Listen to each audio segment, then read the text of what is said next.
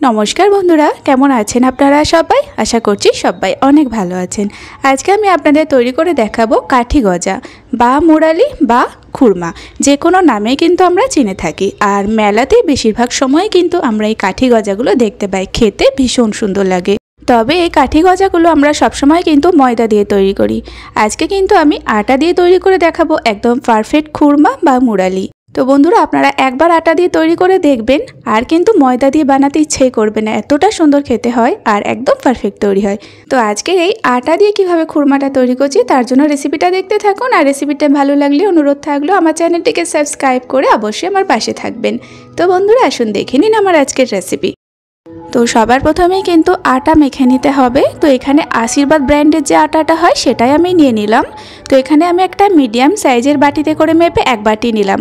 চায়ের কাপে মাপলে 2 কাপ পরিমাণে আটা আছে, স্বাদ মতো লবণ আর 1/4 চামচ পরিমাণে কালো জিরে দিয়ে দিলাম। তো এবার সব কিছুকে একসঙ্গে হালকা করে একটু মিশিয়ে নেব। তো আজকের এই খুরমাগুলো একদম পারফেক্ট তৈরি করতে হলে কিন্তু এই মাপগুলো অবশ্যই সঠিক দিতে হবে। তো এবার আমি দিয়ে দেব ময়মের জন্য রিফাইন্ড অয়েল। তো 4 চামচ পরিমাণে রিফাইন্ড অয়েল দিলাম 2 কাপ আটার জন্য। তো এখানে আমি বাটিতে করে আটাটা মেপেছি, তবে চায়ের কাপে করে অবশ্যই মেপে দিলে 2 কাপ দেবেন। আর সেই পরিমাপ অনুযায়ী তেলটা দেবেন 4 চামচ, তাহলে একদম পারফেক্ট এই মাপটা তৈরি হবে। এবার হাতের সাহায্যে ঘষে ঘষে খুব সুন্দর করে ময়াম দিয়ে নিয়েছি। তো দেখুন ময়াম দেওয়ার পরে হাতের মধ্যে একটু মুঠো করে দেখবেন আটাটার মধ্যে একটুখানি ঢালা তৈরি হবে, তখনই বুঝবেন যে ময়ামটা একদম পারফেক্ট হয়েছে। এবার নর্মাল জল দিয়ে এই আটাটাকে মেখে নেব একটু শক্ত করে। এই খুরমা তৈরির জন্য কিন্তু আটা খুব বেশি নরম করা যাবে না, আবার খুব বেশি শক্ত নয়। মোটামুটি লুচি বা রুটির জন্য যেমনটা আমরা ময়দা বা আটা মেখে থাকি ঠিক সেরকম করে মেখে নিতে হবে, তার থেকে হালকা একটু শক্ত হবে। তো এখানে কিন্তু আটাটা মাখা হয়ে গিয়েছে, আর এরকম একটু শক্ত করে মেখে নিতে হবে। আর 1 থেকে 2 মিনিট মতো হালকা হাতে মেখে নিতে হবে, খুব যে ঠেসে মাখতে হবে সেটাও কিন্তু না। সমস্ত আটাগুলো একসঙ্গে হয়ে একটা ডোয়ের মতো হয়ে গেলে কিন্তু 1-2 মিনিট মেখে নিলেই হবে।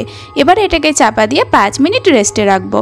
তো 5 মিনিট মতো রেস্টে রেখেছিলাম। তো এবার দেখে নেব, দেখুন আগের থেকে কিন্তু অনেকটা সফট হয়ে যাবে। তো এবার এটাকে সরাসরি আমি নিয়ে নেব একটা বেলুন চাটুর মধ্যে। তো তার আগে আমি একটু শুকনো আটা ছড়িয়ে দিচ্ছি, আর তারপরে এটাকে এখন বেলে নিতে হবে। আর এটাকে বেলে নিতে হবে একটা রুটির আকারে। তবে রুটি যেমনটা পাতলা করে বেলা হয় সেরকম কিন্তু পাতলা একেবারেই নয়, একটু মোটা করে বেলতে হবে। খুরমাগুলো দেখবেন খাওয়ার সময় অনেকটা কিন্তু মোটা হয়, সেরকমভাবে রুটিটাকেও এখন মোটা করে বেলে নিতে হবে।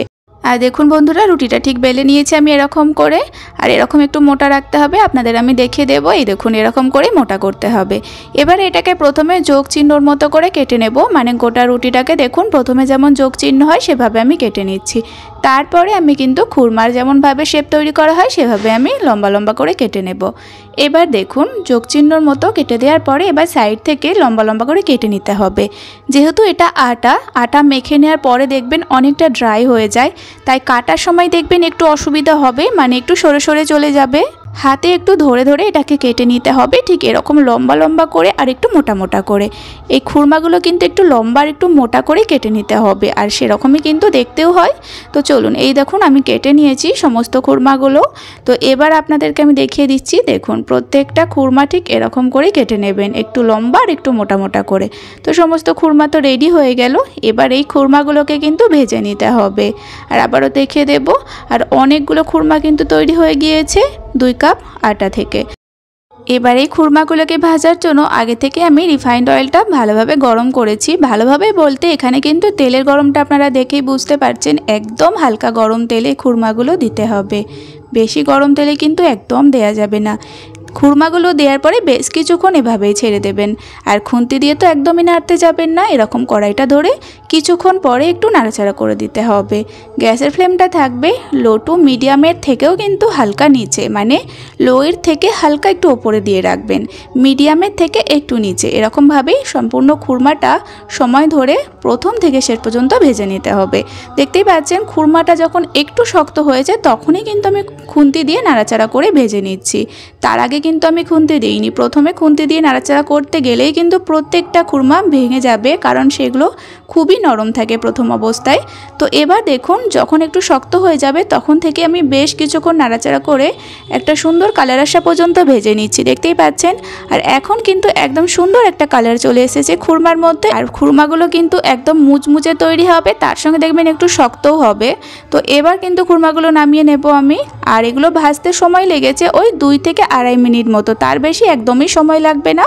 তো সমস্ত খুরমাগুলো ভাজার পরে আপনাদের দেখিয়ে দিচ্ছি। তো এখন কিন্তু আমি এগুলোকে চিনি শিরায় দেবো, তার জন্য চিনি শিরা তৈরি করে নিচ্ছি। সেই একই বাটির মাপ করে 1 বাটি পরিমাণে চিনি আর 1 বাটি পরিমাণে জল দিচ্ছি। চিনি এবং জলের পরিমাণ একদম সমান সমান দেবেন। এখানে শিরাটা কিন্তু একতারের তৈরি করতে হবে। তো প্রথমে আমি এরকম নাড়াচাড়া করে চিনি জলটাকে ভালোভাবে মিশিয়ে নেব। তারপরে যখন দেখবেন ফুটতে শুরু করেছে, গ্যাসের ফ্লেমটা মিডিয়ামে রেখে এখন এটাকে টকবক করে ফুটিয়ে নিতে হবে। আর বারবার নাড়াচাড়া করে একটু চেক করে নিতে হবে। তো দেখুন বেশ কিছুক্ষণ হয়ে গেল, মানে 1 থেকে 2 মিনিট হয়ে গেছে প্রায়। আর এখন কিন্তু শিরাটা বেশ ঘন হয়েছে, তবে হাতের সাহায্যে চেক করে দেখতে হবে একতার হচ্ছে কিনা। তো দেখুন একটা তার হচ্ছে, আপনারা দেখে বুঝতে পাচ্ছেন। তো চলুন এখন কিন্তু গ্যাসের ফ্লেমটা অফ করা যাবে না, একদম লো করে দিতে হবে। আর এখন এই ভেজে রাখা খুরমাগুলো দিয়ে দেব শিরার মধ্যে। তার আগে আপনাদের দেখিয়ে দিলাম খুরমাগুলো ঠিক এরকম মুচমুচে তৈরি হবে। তো শিরার মধ্যে দেওয়ার পরে কিন্তু আর সময় নষ্ট করা যাবে না, গ্যাসের ফ্লেমটা কিন্তু লোতেই আছে। এবার অনবরত নাড়াচাড়া করতে হবে, এই সময় কিন্তু নাড়াচাড়া একদম বন্ধ করা যাবে না। গ্যাসের ফ্লেমটা লোতে রেখেই এইভাবেই অনবরত নাড়তে থাকবেন। আর নাড়তে নাড়তে দেখতে পাবেন আস্তে আস্তে চিনি শিরাটা সাদা হয়ে আসছে আর খুরমার গায়ে খুব সুন্দরভাবে কিন্তু লেগে লেগে যাচ্ছে। তো যখনই দেখবেন এরকমভাবে চিনি শিরাটার মধ্যে হালকা সাদা ভাব চলে এসেছে, ঠিক এই সময় কিন্তু ফ্লেমটা অফ করে দেবেন। আর দেখুন আমি কিন্তু এই সময় ফ্লেমটা অফ করে দিলাম। অফ করে দেওয়ার পরেও কিন্তু গরম কড়াইয়ের মধ্যে নাড়তে থাকবেন। আর আস্তে আস্তে দেখবেন চিনি শিরাটা শুকিয়ে গিয়ে খুব সুন্দরভাবে কাঠি গজাগুলোর মধ্যে একটা সুন্দর আস্তরণ পড়ে গিয়েছে। তখনই একদমই আর নাড়াচাড়া বন্ধ করে দেবেন। তো চলুন এটা সম্পূর্ণ ঠান্ডা করার পরে আপনাদের আমি দেখিয়ে দিচ্ছি। দেখুন তো আমি তো একটা প্লেটের মধ্যে নামানোর পরে কাঠি গজাগুলো একটা একটা করে ছাড়িয়ে নিয়েছিলাম গরম অবস্থাতেই। ঠান্ডা হয়ে যাওয়ার পরে এগুলো একদম কড়াইয়ের মধ্যে চেপে লেগে যাবে, জমে যাবে শিরাগুলো। আর প্রত্যেকটা খুরমা তোলার সময় কিন্তু ভেঙে যাবে, তাই এই কাজটা অবশ্যই গরম অবস্থাতে করে নিতে হবে।